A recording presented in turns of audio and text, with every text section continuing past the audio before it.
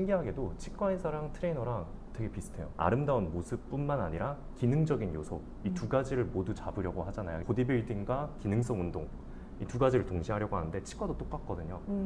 예쁘게만 만들어주는 게 아니라 이 만든 치아가 잘 맞물리고 잘 씹고, 그게 너무 운동 지도자와 되게 비슷한 추구하는 방향이 일치하는 거예요. 건강한 삶을 통해서 행복하게 살아갈 수 있는 어떤 그런 삶을 선물해주는 직업적 어떤 소명의식이 전 동일하다고 생각을 했거든요. 안녕하세요, 피플입니다. 오늘도 굉장히 반가운 게스트를 모셨습니다. 안하란 선생님 소개드립니다. 네, 안녕하세요. 저는 치과 진료를 보고 있는 치과의사이자 또 운동을 지도하고 있는 트레이너인 안하람이라고 합니다. 반갑습니다. 와,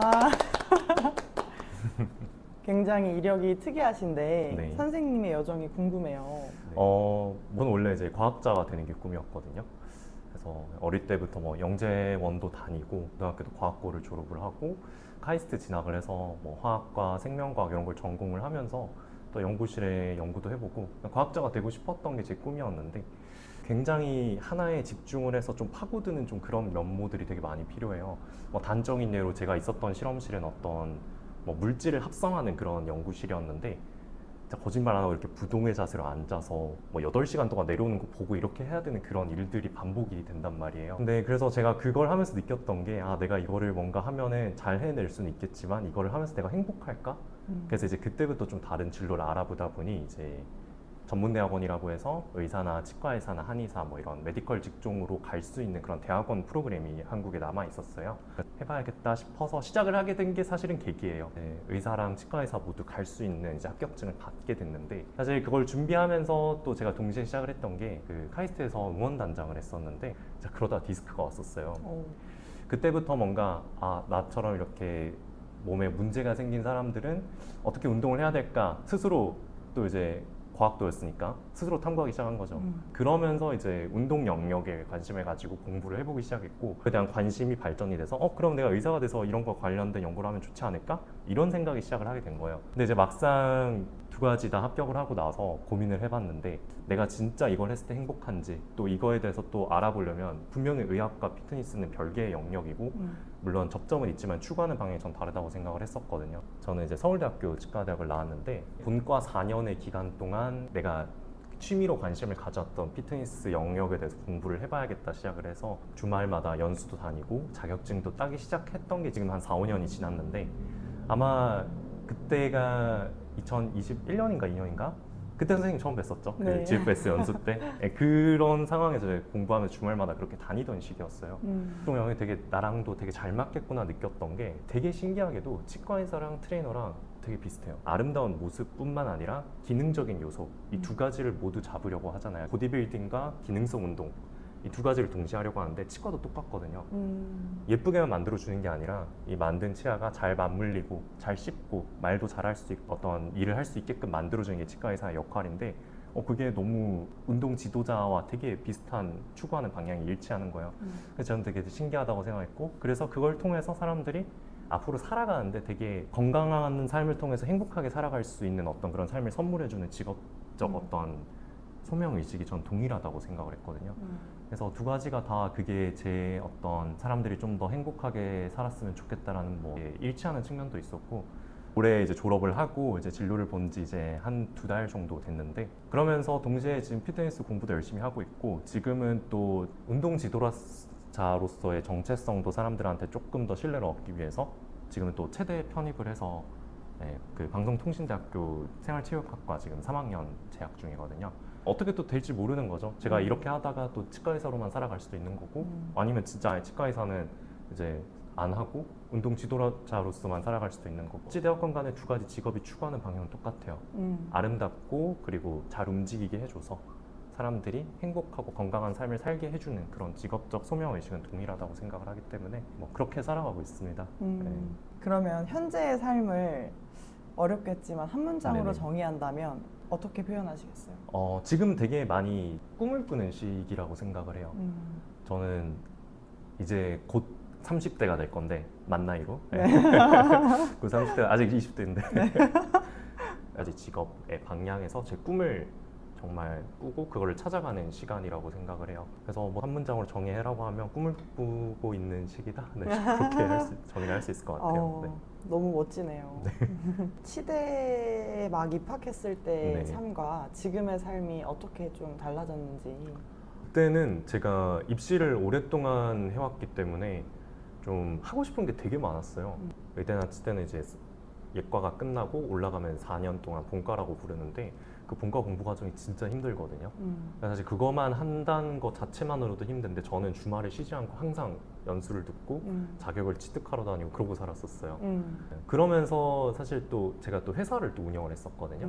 네, 그것까지 하니까 엄청 바빴던 삶이어서 그런 시간들이 지나고 이제 면허도 생기고 피트니스 시장에 대한 이해도 어느 정도 생기고 나니까 지금은 오히려 굉장히 여유로운 상태에서 제가 진짜 하고 싶은 것들을 진짜 실질적으로 앞으로 뭘 할지에 대한 꿈을 좀 되게 다듬어가는 시기? 네, 뭐 그렇게 보내고 있어서 네, 좋은 것 같아요. 생각했던 것보다. 네. 실례가 안 된다면 네. 그 어떤 회사를 운영하셨었는지. 학생 때 그쪽 메디컬 입시를 하면서 입시를 준비를 했었는데 그 준비를 하면서 제가 이제 뭐 정리를 하고 만들었던 어떤 그런 과정들을 좀 컨텐츠로 만들어서 입시 컨설팅 회사죠. 네, 그거를 이제 학생 때 3년 동안 운영을 했고 지금은 이제 치과의사가 돼서 이제 그 운영은 하고 있지 않고 이제 다른 분한테 넘기는 뭐 그런 과정 중에 있고 입시 컨설팅 회사였죠. 바빠서 못한다는 핑계는 네. 다 거짓이네요. 그죠. 너무 한 번에 하면 다 하는데. 네. 잠 줄이면서 네네. 진짜 대단하신 것 같습니다. 치의학에서도 운동이 네. 필요한 순간들이 있을 것 같은데 어떤 상황에서 필요하다고 느끼세요? 예를 들면은 보통 치료를 받으러 오시니까 치료 이후에 기능을 다시 살리는 과정에서 사실 되게 마이너한 부분이기는 한데 치과 의사들이 다루는 이 구강 영역은 사실 입이 움직이잖아요. 여기도 관절이라는 게 있어요. 턱관절이라고 보통 부르는데 턱관절이 되게 특이한 게 뭐냐면 관절이 양쪽에 두 개가 동시에 움직여야 기능을 해요. 그러니까 우리 몸의 대부분의 관절들은 단일 하나의 관절이잖아요. 근데 이거는 이제 움직일 때 이 뼈 하나의 관절이 두 개가 연결이 돼 있어서 그러니까 되게 특이하고 복잡한 영역 중에 하나인데 운동이 필요하다. 한국에서 많이 시행은 안 되고 있지만은 그 이제 통상적으로 턱관절 환자가 내원을 했을 때 이쪽 그 턱 주변에 있는 근육들을 좀 많이 이완해주고 그런 어떤 대증적 치료 방법으로 보조요법으로 좀 제공을 해주는 것 중에 하나가 이제 로카바도 운동이라는 게 있어요. 그게 이제 6x6 운동이라고도 부르는데 제가 좀 찾아봤어요. 네, 학생 때는 그냥 뭐 로카바도 운동 이런 거를 한다 이렇게만 배웠었는데 이제 그 로카바도라는 사람이 이제 DPT라고 한국엔 없는데 그러니까 물리치료사인 의사예요.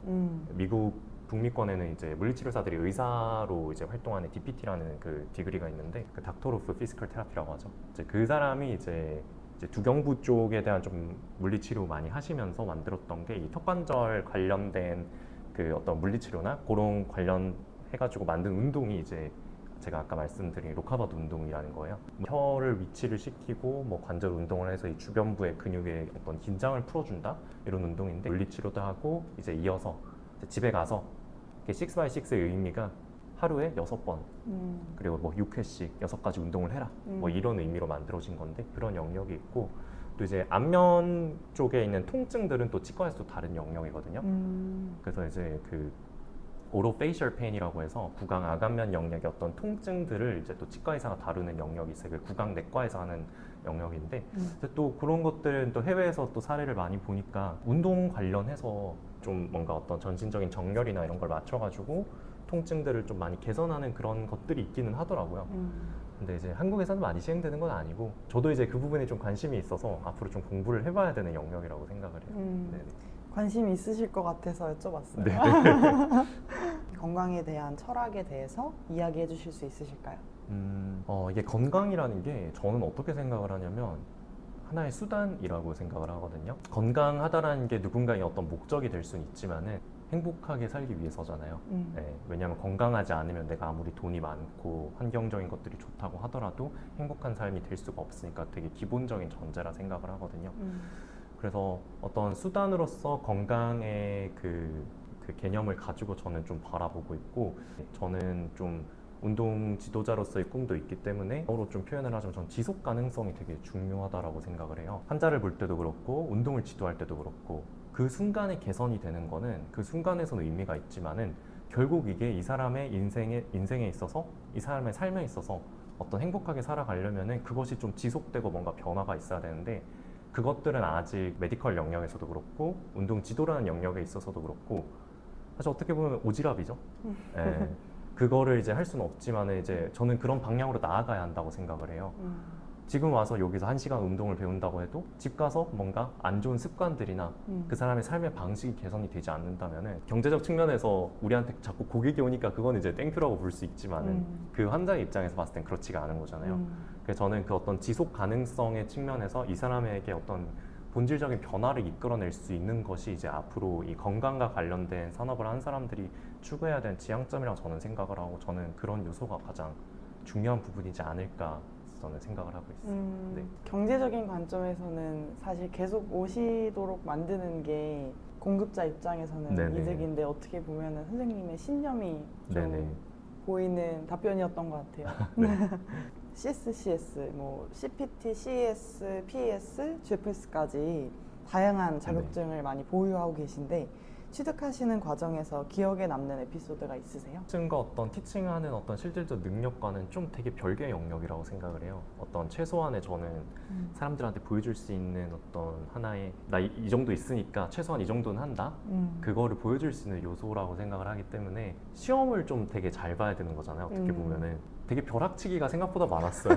네. 네, 어쨌든 시험을 통과를 하는 게 그 자격을 취득을 할 때는 되게 중요한 요소니까 제가 제일 처음에 땄던 게 그 NASM의 CPT인데 그거는 제가 체육에 대해서 전혀 무지했던 사람이기 때문에 언어 자체가 생소했기 때문에 그건 이제 한 2달 정도가 걸렸어요. 공부를 하는데 근데 뭐 이후에 CES도 취득하고 GFS도 취득하고 이제 나즘에서는 마지막으로 취득했던 게 PES였는데 PES는 제가 벼락치기로 4일 만에 공부를 했거든요. 그게 네. 제가 그렇게 계획을 하고 했던 게 아니라 이제 시험 일자를 잡았는데 이제 여러 가지 이제 제가 아까 말씀드렸다시피 되게 많은 일을 했었다 보니까 2022년이죠. 제가 본과 2학년 때 기말고사가 끝나고 부모님이랑 같이 여행을 갔어요. 해외여행을. 네. 그 비행기 타고 오며 가며란 호텔에서의 시간과 그때 책을 읽으면서 정리를 하고 4일 만에 공부를 했어요. 저도 지금 생각해 좀 여행 갔으면 여행을 즐겨야 되는데 네. 어쩌다 보니 일정이 이렇게 꼬여가지고 근데 웃겼던 거는 제가 나즘에 앞에 자격 3개를 땄기 때문에 시험이 어떻게 출제가 되는지 다 파악을 하고 있잖아요. 그래서 그 책이 한 600쪽 정도가 됐었는데 빠르게 속독을 하면서 그걸 이제 다 정리를 하고 네. 시험을 치러 갔는데 되게 우수한 성적으로 합격을 했어요. 그래서 아 이거 보면서 그래 이게 진짜로 자격 공부를 하게 되면은 자격 자체가 사람의 어떤 능력 자체를 대변해 줄 수는 없는 거구나. 어떤 진짜 시험을 따고 이제 그런 측면이구나 하면서 반성을 하게 됐던 것 같아요. 아 내가 지금 자격을 이렇게 많이 갖고는 있지만 이걸로 누군가한테 내가 잘한다고 말을 하면 안 되겠구나. 뭔가 최소한 그 사람한테 어떤 그 신뢰감 있는 인상은 줄 수 있겠지만은 공부하고 노력해야겠다라는 생각을 하게 된 그런 에피소드였던 것 같아요. 그러면 그 CPT부터 PES까지 몇 년 정도 걸리셨어요? 2년 걸렸죠. 네네. 역도부 시절의 경험도 같이 공유해 주세요. 이게 역도부라고 하면은 사람들이 진짜 역도를 하는 줄 아는데 이게 좀 생긴 지 되게 오래됐어요. 이제 되게 나이 지긋하신 선배님들도 이제 가끔 행사하면 나오고 하시는데 그때 당시에는 이제 역기 들고 하니까 그래서 역도부라고 이름을 붙였던 것 같아요. 사실 현대어로 해석을 하면은 보디빌딩 피트니스부겠죠. 근데 제가 했을 때는 사실 이 동아리의 정체성은 보디빌딩 대회에 있어요. 이제 저는 작년이랑 재작년에 대회를 나갔었는데 대회를 준비를 하다 보면은 어차피 그 학교 수업을 듣고 학교 앞에 있는 헬스장에 다 모이게 돼요. 그럼 준비한 애들이 다 보이잖아요. 그걸 보면 제가 참 많이 느꼈던 게 물론 저도 그런 사람 중에 한 명이었지만 학교 공부를 하고 또 병원 생활을 하고 돌아와서 그냥 가만히 집에 앉아서 쉬기만 해도 힘든데 또 그 와중에 또 집에서 공부도 해야 되고 그런 와중에 운동까지 한다는 게 그 전 진짜 쉽지 않은 일이라 생각을 하거든요. 근데 그게 그냥 단순한 운동이 아니라 보디빌딩은 이게 쇼의 측면이고 보디빌딩 시합이라고 하잖아요. 그러니까 어떤 컴페티션적 측면이 있기 때문에 이제 그냥 취미로 운동을 하는 게 아니라 진짜 이제 제대로 준비를 해야 되잖아요. 그래서 그런 동기들을 같이 이제 헬스장에서 보니까 애들이 좀 살짝 좀 광기가 있어요. 그 헬스장에 와서 보는 친구들을 서로 보면서 뭔가 무언의 경쟁심 때문에 그 누구도 포기하지 않고 끝까지 다 완주를 하더라고요. 교내 대회가 얼마 주기로 열리나요? 1년에 한 번씩 하는데 이제 서울대학교는 캠퍼스가 2개가 있어요. 이제 그 서울대 입구역에 있는 관악 캠퍼스가 있고 그리고 이제 해와에 서울대 병원이 있는 그 부지에 그 연건 캠퍼스가 있는데 그래서 봄에는 관악에서 미스터 서울대, 미스터 관악이라고 부르고 그리고 이제 11월에 미스터 서울대, 미스터 연건이라고 해서 2개 대회가 이제 봄과 가을에 열리는데 1년에 2번의 대회가 있지만은 서로 각각 캠퍼스의 학생들이 각자의 대회 또 나갈 수는 있어서 네, 그런 식으로 행사가 진행이 되고 있고 보디빌딩 그 동아리의 어떤 활동은 캠퍼스별로 또 따로 이루어지기 때문에 교류가 막 또 그렇게 엄청 많지는 않지만 어떤 운동하는 사람들끼리 어떤 서로의 존재는 알고 있는 그 정도의 관계. 치열하네요. 네. 아까 잠깐 얘기 나눴는데 네. 어떤 관점으로 몸을 바라보고 계시고 또 자세나 움직임을 볼 때, 가르칠 때 어떤 기준으로 트레이닝 하시는지 궁금해요. 사실 제가 그 뭐 자격증도 많고 하다 보니까 뭐 트레이너라고 얘기는 하지만은 제가 어디 뭔가 기관에 소속이 돼서 누군가한테 돈을 받고 그 사람한테 서비스를 제공해주는 측면으로 일반 보편적인 그런 지도를 해본 경험은 단 한 번도 없어요. 정말요? 네, 그럴 시간이 없었죠, 아, 사실은. 그쵸. 네. 그래서 제가 연수를 또 열심히 다녔던 이유가 거기 가봐야 또 그런 서로 티칭을 공유할 수가 있으니까 그래서 더 연수를 많이 들었던 거고 뭔가 아직 돈을 받고 한 적은 없지만 주변의 친구들이나 같이 운동하는 친구들을 이제 좀 뭔가 배웠던 거를 지도를 해본 그런 경험들이 제가 가진 어떤 티칭 경험으로서는 거의 전부예요. 그래서 사실 트레이너라고 말하기는 조금 부끄러운 측면도 있죠. 그걸 하더라도 그거에 대한 제 관점은 명확하게 있는 것 중에 하나가 아까 얘기했던 그거예요. 지속 가능성이에요. 어떤 회원이 오게 되면은 그 사람이 어떻게 살아오는지는 전 먼저 좀 알아봐야 된다고 생각을 하거든요. 그리고 그 사람이 정확하게 원하는 게 뭔지도 알아야 되고 저는 이게 치과 진료를 볼 때랑도 되게 비슷하다고 많이 생각을 했는데 어떤 환자가 병원에 내원을 했을 때 전 어디가 아파요라는 어떤 요구사항을 가지고 왔다 오잖아요. 그 요구사항을 보통 주소라고 부르는데 환자가 이런 주소로 내원을 했다 이렇게 표현을 하거든요. 그래서 저는 그 주소를 보고 예를 들어서 이쪽에 이 하나가 아프다. 그러면 그거를 일단 가장 중점적으로 보겠죠. 근데 보다 보면은 이 사람이 예상치 못한 어떤 다른 문제점들도 보일 거 아니에요. 이제 그런 것들이 이제 종합적으로 같이 보지만은 이 사람은 여기가 아파서 온 거지 다른 것들이 필요하진 않을 수가 있어요.